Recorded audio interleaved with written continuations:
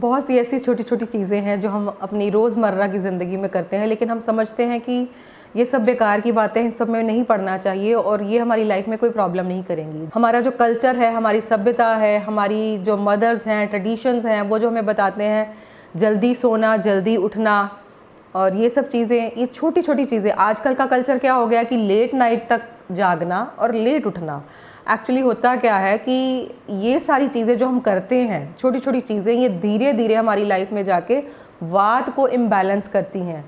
और late night खाना, late night parties करना, लेट नाइट सोना, लेट नाइट जागना, ये सारी चीज़ें जो रोज़मर्रा की ज़िंदगी में हम जब शामिल करते हैं, इसको अपना रूटीन ही बना लेते हैं, तो धीरे धीरे ये वात को प्रकोपित करना शुरू कर देती हैं, इम्बैलेंस करना शुरू कर देती हैं। वात सुनने में तो बहुत छोटा सा शब्द लगता है कि वात, that means why and but ये जो वात है आयुर्वेद का, ये इज़ इक्वलेंट टू प्राणवायु which is equivalent to nervous system of the body.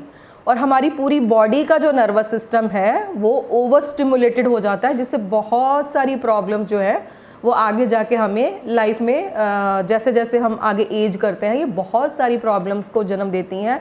And some time in so many cases आगे जाके नहीं, very soon, like within a month, within a 2 month, ये हमारे पूरी बॉडी के nervous system को, हमारे पूरे बॉडी के वात को इम्बैलेंस करके रख देती है और बहुत बड़ी बड़ी बीमारियों को जन्म देती हैं।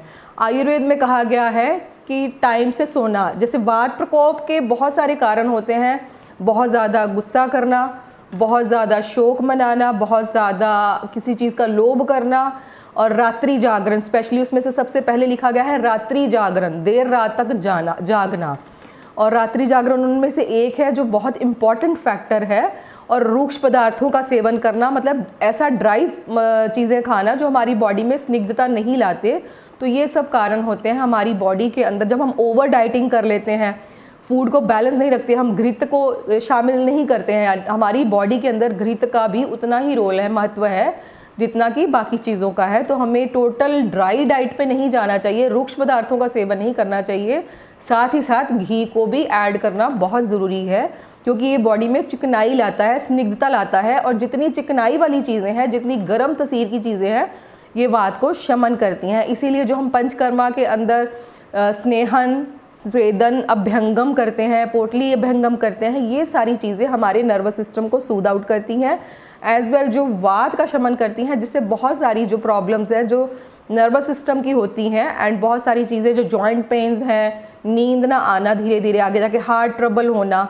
एक्चुअली क्या होता है कि वेदों में लिखा गया है कि 10 बजे के बाद जो है वो हमारा जागने का टाइम नहीं है। 10 बजे तक हर हालत में सो जाना चाहिए और सोने से मिनिमम कम से कम 2 घंटे पहले हम अपना जो रात का भोजन है वो कर लेना चाहिए। बिल्कुल हल्का फुल्का जो रात का डिनर है वो ज़रूर कर लेना चाहिए और 2 घंटे तक उसके बाद कुछ नहीं खाना चाहिए और 10 बजे के बाद कुछ काम नहीं करना चाहिए, क्योंकि उस टाइम पे 10 बजे से लेकर सुबह 4 बजे तक जो ब्रह्म मुहूर्त का समय होता है, उसमें जो हमारा हार्ट होता है वो रेस्टिंग मोड पे होता है अकॉर्डिंग टू आयुर्वेदा। अगर उस टाइम पे हम अगर मूवमेंट्स करते हैं, बहुत एक्सर्शनल वर्क्स करते हैं, जागते हैं, कुछ भी एक्टिविटी करते हैं, तो धीरे धीरे जो हमारा हृदय है वो धीरे धीरे डिजनरेशन की तरफ जाता है और धीरे धीरे बहुत सारी हृदय की बीमारियों को जन्म देता है।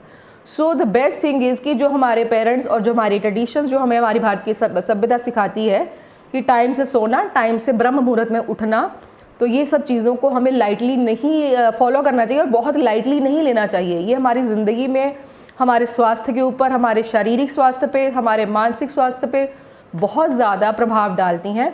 तो वात इज़ योर नर्वस सिस्टम। इसको हम ये नहीं कह सकते कि कोई बात नहीं, ऐसे ही चलता है, ये आजकल का लाइफस्टाइल है, ये पार्टी स्टाइल है, इसे इग्नोर नहीं करें, क्योंकि ये आने वाले टाइम पे बहुत ज़्यादा प्रॉब्लम दे सकता है। तो इन सब चीज़ों को फॉलो करें। तो मैं ये चाहती हूँ कि हम ये जो हमारे भारत की धरोहर है, हमारे वेदों की ये जो नॉलेज है, हमारे ऋषियों मुनियों की, हमारे गुरुओं की जो नॉलेज है, ये परंपराएं जो है हमारे देश की, ये हर जगह फैले, इसका प्रचार प्रसार फिर से हो और लोग इसको अपनाएं, क्योंकि अब बाहर के देशों में लोग इसको बहुत ज़्यादा जो है इंडियन साइंसेस को अपना रहे हैं। तो मैं ये चाहती हूँ कि हमारे देश के लोग भी हमारी जो देश की सभ्यता है उसको पहचानें, उसके छोटे छोटे जो कारण हैं, उसका महत्व है, उसको जानें, इसको ज़्यादा से ज़्यादा सुने और ज़्यादा से ज़्यादा इसको अपने आचरण में लेकर आएँ। इन सब चीज़ों को, उनका पालन करना शुरू करें, स्वस्थ रहें। मैं समय समय पर ऐसी छोटी छोटी और महत्वपूर्ण जानकारियाँ आपके समक्ष रखती रहूँगी एंड आशा करती हूँ कि आप सबको ये अच्छा लगेगा और आप सब